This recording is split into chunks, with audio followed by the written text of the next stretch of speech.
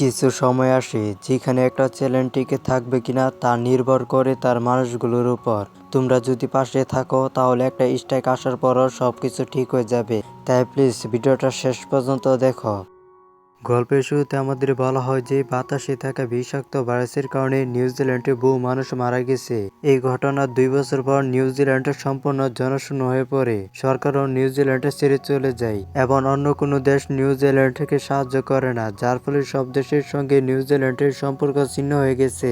এখানকার বেঁচে থাকা মানুষগুলো নিজেদের রক্ষা করে থাকে। ক্ষুধা এবং বিভিন্ন বিষয়ে এখানকার বহু মানুষ মানসিকভাবে অনেক ট্রমার মধ্যে দিয়ে যায়। এখানে কেউ কাউকে বিশ্বাস করে না। এখানকার মানুষেরা খাবারের জন্য একে অপরকে হত্যা করে। এই জায়গাটি সমগ্র বিশ্বের বসবাসের জন্য সবচেয়ে বিপজ্জনক স্থানগুলোর মধ্যে একটি হয়ে উঠেছে। এই জগতে আমরা কুলেন নামের এক ব্যক্তিকে তার স্ত্রীর সঙ্গে দেখতে পাই। সে বিনা কারণে কাউকে হত্যা করে না, সে মারামারি এবং ঝগড়া থেকে দূরে থাকে। তবে এই বিপজ্জনক সময় নিজেকে রক্ষা করতে হয়, তাই সে তার বাড়ির দিকে কাউকে আসতে দেখলে নিরাপত্তার জন্য নিজের সাথে একটি বন্দুকও রাখে। যখন সে কাউকে দেখে তখন তাকে দূরে থাকার জন্য সতর্কবার্তা হিসাবে সে বাতাসে একটি গুলি ছুড়ে। কারণ কুল এখানে জীবন পরিচালনা করার জন্য অনেক কষ্ট করে তার বাগানে নানা ধরনের সবজি ফলাতো, তাই সে চাইতো না কেউ এসে তার সবজিগুলো চুরি করুক। পরদিন যখন দুইজন লোক তাকে লুট করার উদ্দেশ্যে তার বাড়ির দিকে এগিয়ে আসে, কুল তাদের দিকে বন্দুক তাক করে তাড়িয়ে দেয়। এটা তার জীবনের প্রতিদিনের একটা ঘটনা হয়ে দাঁড়িয়েছে, কারণ প্রতিদিন কেউ না কেউ তার বাড়ি এবং খাবার চুরি করতে আসতো।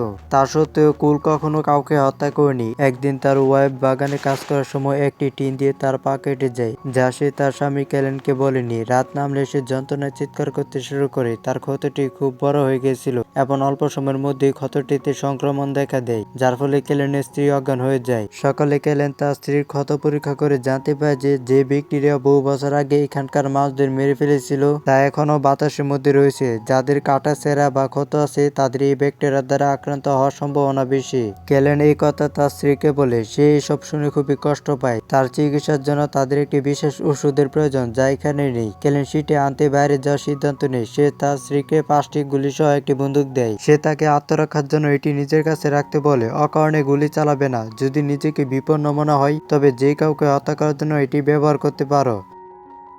আমরা আগে থেকে জানি এখানকার লোকেরা যে কাউকে হত্যা করতে পারে, তাই ক্যালেন তাদের পাশ কাটিয়ে চলে যায়। যখন কেউ পাশ দিয়ে যেত সে তাদের বলতো যে সে কোনো লড়াই চায় না, কিন্তু সেখানকার কিছু লোক পাগল হয়ে গিয়েছিল এবং মানুষ হত্যা করা তাদের খুবই পছন্দের ছিল। এসব দেখে ক্যালেন তার পথ পরিবর্তন করতে হয় এবং অবশেষে সে একটি ছোট বাড়ির সামনে এসে পৌঁছায়। যখন সে দরজা টোকা দিল, ভিতর থেকে কোনো সাড়া শব্দ পেল না। সে ভিতরে গিয়ে বাড়িটি দেখলো। সে দেখলো যে সেখানে প্রচুর জিনিসপত্র এবং অস্ত্র-শস্ত্র জমা আছে। হঠাৎ পেছন থেকে একজন লোক এসে তার দিকে বন্দুক তাক করে। বৃদ্ধ লোকটি যে মাত্র আক্রমণ করতে যাচ্ছিল, ক্যালেন বলে যে দাঁড়ান, আমি আপনাকে কোনো ক্ষতি করব না। আমার স্ত্রী এখনো অসুস্থ, আমার কিছু ওষুধ দরকার, আমি সেটাই খুঁজতেছি। তারা যখন কথা বলছিল তখন একটি আক্রমণ ঘটল। বৃদ্ধ লোকটি ক্যালেনকে সাহায্য করতে বললেন।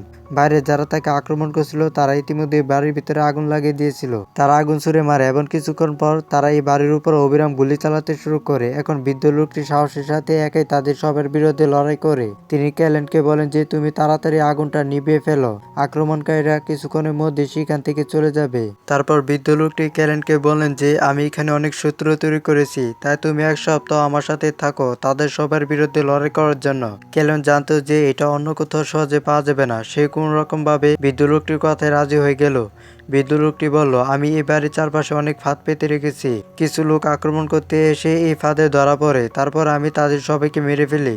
কিন্তু এই পুরো জায়গাটা এখনো ভালোভাবে পরিষ্কার করার দরকার। ক্যালেন যে আগে একজন ইঞ্জিনিয়ার ছিল, সে সামারে বাড়িতে অনেক কিছু ঠিক করে প্রচুর বৈদ্যুতিক ফাঁদ ফাতে। অন্যদিকে আমরা ক্যালেনের স্ত্রীকে দেখতে পাই যে ধীরে ধীরে খুবই দুর্বল হয়ে পড়েছে। সে মুহূর্তে সে বুঝতে পায় যে কেউ তার বাড়িতে ঢোকার চেষ্টা করছে। নিজের বুদ্ধি খাটিয়ে সে একটি লাঠি দিয়ে লোকটিকে আঘাত করে অজ্ঞান করে ফেলে। সে তাকে তার বন্দুক দিয়ে হত্যা করতে চেয়েছিল, কিন্তু তার সাহস ছিল না, তাই সে তাকে একটি টুলিতে করে নিয়ে যায়। সে লোকটিকে নিয়ে তার বাড়ি থেকে অনেক দূরে রাখে। অন্যদিকে আমরা দেখতে পাই যে ক্যালেন এবং বৃদ্ধ লোকটি তাদের বাড়ির প্রতিরক্ষার ব্যবস্থা উন্নত করছিল। তারপর রাতের সময় তাদের বউ যে রাতে এখানে কেউ তাদের উপর হামলা করবে। এসব শুনে ক্যালেন খুবই রেগে যায়। বৃদ্ধ লোকটি তাকে এসব আগে বলতে পারতো। সে এই হামলার জন্য তেমন কোনো প্রস্তুতি নেয়নি। সে রাতে কেউ তাদের আক্রমণ করেনি। সকালে যখন তারা দুইজনে শিকারে যায় তখন অনেক লোক তাদের সাথে ঝগড়া শুরু করে। ক্যালেন তাদের হাতে মারাত্মকভাবে মার খায়। এখন এই লোকেরা কেলেনকে মেরে ফেলার আগে বৃদ্ধ লোকটি তাদের দুজনকে গুলি করে সেখানে মেরে ফেলে। এরপর সে কেলেনকে বলে, তুই কি বোকা, তুই কি ওদের গুলি করতে পারিস না? এখন বাড়ি ফেরার পথে ড্রোন দিয়ে তাদের বাড়ি আক্রমণ করা হয়। তখন বৃদ্ধ লোকটি এবং কেলেন গুলি করে সব ড্রোন ধ্বংস করে ফেলে। সব ড্রোন ধ্বংস হয়ে যাওয়ার পর আক্রমণকারীরা আর আক্রমণ করে না এবং চুপচাপ চলে যায়। দৃশ্যটি কেলেনের স্ত্রীর দিকে যায়, যিনি হঠাৎ অনুভব করে যে কেউ তার বাড়িতে এসে লুকিয়ে আছে। তিনি যখন পরীক্ষা করে দেখেন তখন একটি ছোট মেয়েকে খুঁজে পান, যে তার বন্ধুর মেয়ে এবং যার পরিবার মারা গেছে। মারা যাওয়ার আগে শিশুটির মা তাকে কেলেনের স্ত্রীর ঠিকানা দিয়ে গিয়েছিল, তাই ছোট মেয়েটি কেলেনের বাড়িতে চলে এসেছে। কেলেনের স্ত্রী তাকে আশ্রয় দেন এবং প্রচুর খাওয়ান এবং ভালোবাসায় ভরে দেন। যেহেতু কেলেনের স্ত্রী কখনো মা হতে পারেনি, তাই তিনি শিশুটিকে চিরকালের জন্য নিজের কাছে